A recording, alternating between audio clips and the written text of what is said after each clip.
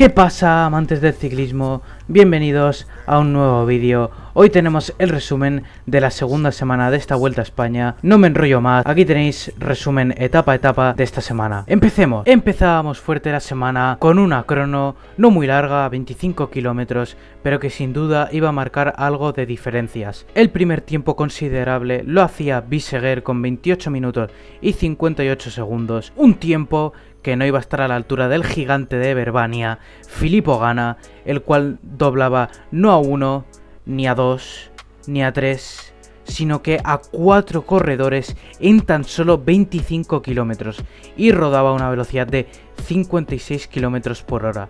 Una bestialidad de crono donde ya los favoritos a la etapa, como eran Evenepoel o Roglic, veían difícil hacer un mejor tiempo. El primero de los favoritos que salía era Blasov, el cual no lo hacía mal y se quedaba tan solo 52 segundos del italiano. Otro favorito que lo hizo notablemente bien fue Joao Almeida, que tan solo se dejó 50 segundos en meta con Filippo Ganna. El alicantino Juan Ayuso se dejaba un poco y se distanciaba a 1 minuto y 11 segundos del ganador virtual de la etapa. Seguido de Ayuso salía Enric Mas, que hacía una crono, la verdad, regulera, perdiendo 1 minuto 46 segundos. Después de Mas salía Vingegaard, el cual nos demostraba que Vingegaard no es el mismo que el del Tour, perdiendo 1 minuto 18. Salía Primo Roglic, el cual en varios tramos de la etapa tuvo cerca de Ganna, no pudo con el transalpino y perdía 36 segundos en meta. Otro estuvo cerca, ¿quién sino que el campeón del mundo, Remco Evenepoel, que doblaba a Mikel Landa? Ahí lo vemos en la imagen detrás de él, y es que se quedó a tan solo 16 segundos, siendo el corredor de los favoritos que mejor crono hizo, sacándole 20 segundos a Roglic, 34 a Almeida, 36 a Blasov, perdía 55 segundos a Ayuso, Vingegaard se dejaba 1 minuto más o menos, y Enric Mas a casi 1 minuto y medio. No se acababa la crono y quedaba la lucha por la roja entre Marc Soler y Kuss. El catalán del UAE no le sacaba grandes distancias en los puntos intermedios durante la etapa, pero en meta al final le pudo meter 27 segundos. Por su parte, Sepp Kuss aguantaba con el rojo, demostrando que se podía defender también en la crono. Así quedaba la general. Marc se quedaba a solo 26 segundos del liderato de Kuss, el resto de favoritos a más de 1 minuto y, como hemos dicho antes, marcando alguna diferencia entre ellos. Etapa siguiente, etapa monopuerto, con salida en el municipio soriano de Lerma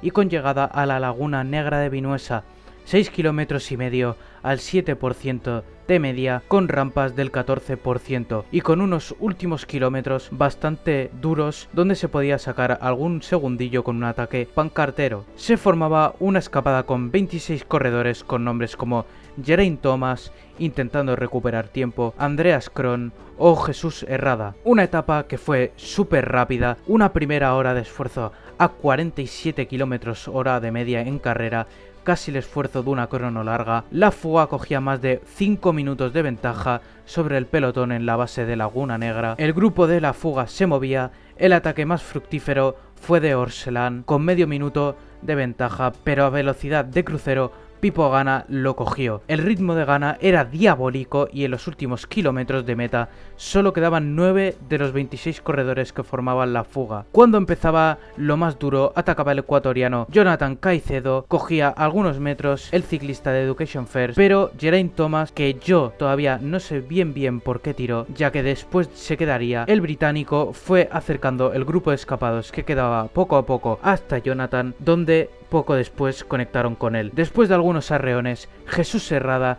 que estaba guardando durante toda la subida y se le veía bien respondiendo a casi todos los ataques, arrancaba a 300 de meta, un ataque fuerte y también un sprint largo que ni Andreas Kron ni Gregoire pudieron aguantar.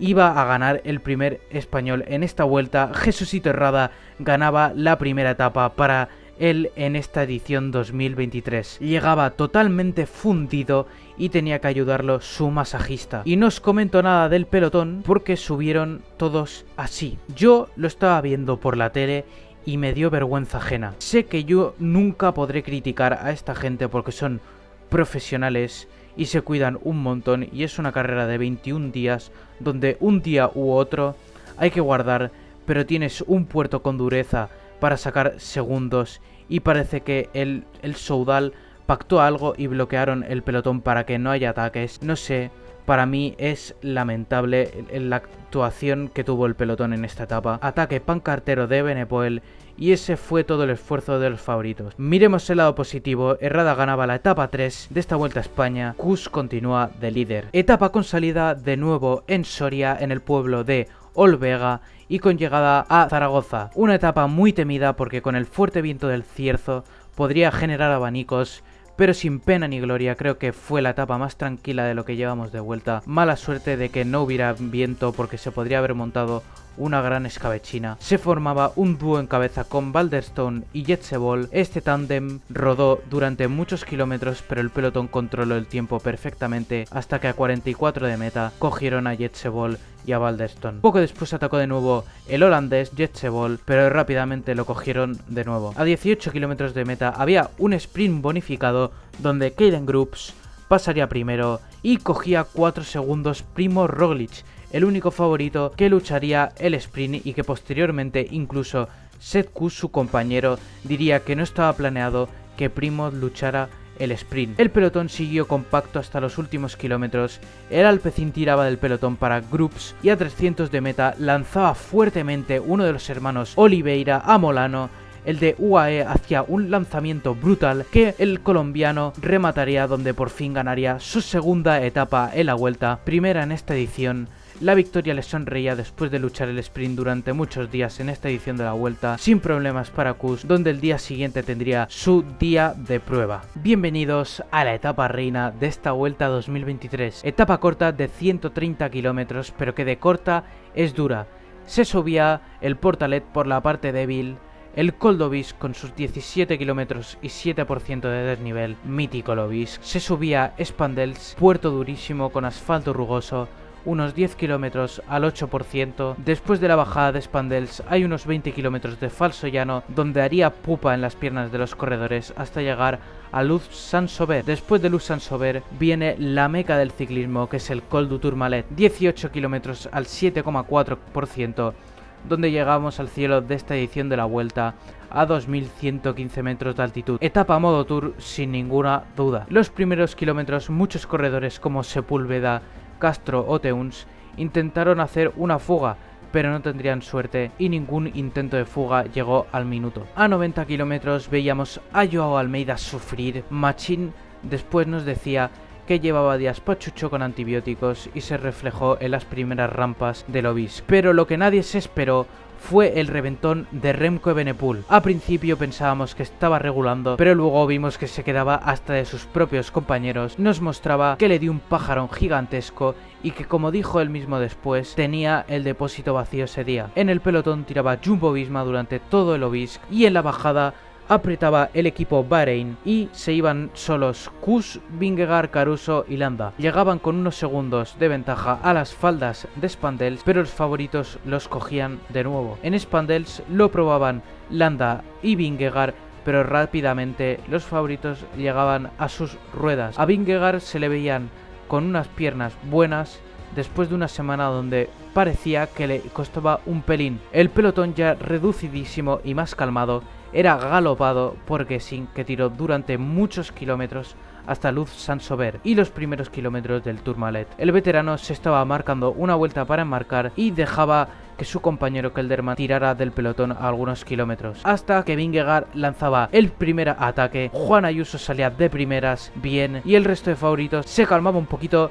y de nuevo Vingegaard lo probaba y esta vez no había nadie que respondiera este ataque y se marcharía poco a poco ampliando la ventaja y sus metros en contra del grupo de favoritos. En el grupo de atrás pasaba absolutamente de todo, colaboraban algunos corredores menos los del Jumbo claramente, también habían arreones por parte de Enric Mas, que lo probó unas cuantas veces, Juan Ayuso, que también intentó acelerar el grupo, y Hugues de Brooks y también el propio Kuss. Durante toda la subida hubieron estos arreones, lo que hizo que aumentara la diferencia un poco, pero que igualmente se mantendría entre esos 30 y 40 segundos. Kuss a unos kilómetros de meta metía el turbo, un aficionado lo molestaba un poco, pero fue increíble cómo sacó de rueda a todos los favoritos.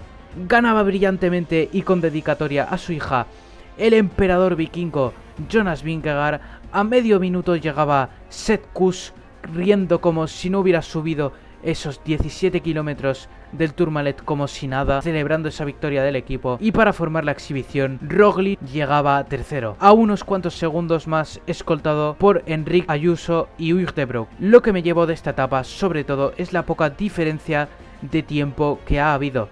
Yo pensaba que iba a haber más, pero medio minuto es salvar los muebles en el Tourmalet. La general se revolucionaba, menos el líder que seguía primero, segundo Roglic y tercero Vingegaard. Exhibición de momento en esta vuelta para los del Jumbo, cuarto Ayuso y quinto se colocaba Enric Mas. Yo desde el punto de vista de amante de este deporte sabía que esta etapa no tendría muchas consecuencias con aspecto al tiempo perdido. Lo que no me podía esperar era la reventada de Benepul y la dureza que se afrontó el recorrido hasta Spandels. Yo creo que la etapa de la RAU será más propicia a esos ataques de lejos y a esas grandes escabechinas. Veremos. De nuevo, etapa pirenaica entre Sauveterre de Bern y con llegada al puerto de Larra Belagua, ya en tierras navarras. Remco, después de la pájara que sufrió ayer, intentaría reinventarse de nuevo, intentando ganar la etapa. Con él, en la fuga del día, lo acompañaron Michael Storer o Romain Bardet, entre algunos nombres. En el puerto de Orsiers se alternaron en cabeza de pelotón el Emirates y el Jumbo con Tratnik o con Novak. Esto hizo que la ventaja entre el pelotón y Remco bajara bastante hasta casi los 3 minutos. Ya en la RAU, puerto donde sí o sí tendría que haber ataques, tomaba la iniciativa el UAE, intentaron quemar todas las naves, mientras que en cabeza sin aspavientos algunos. Remco iba a ritmo soltando a todos los de la escapada, donde el único acompañante posible fue Bardet. En el pelotón atacaba Juan Ayuso, lo intentaba 50 de meta, pero enseguida bajaba el ritmo viendo que le seguían de cerca los Jumbo. Pero enseguida lo probó otra vez, esta vez más violento, yéndose a algunos metros, pero enseguida miraba hacia atrás desde el sillón, y para los aficionados seguramente sientas impotencia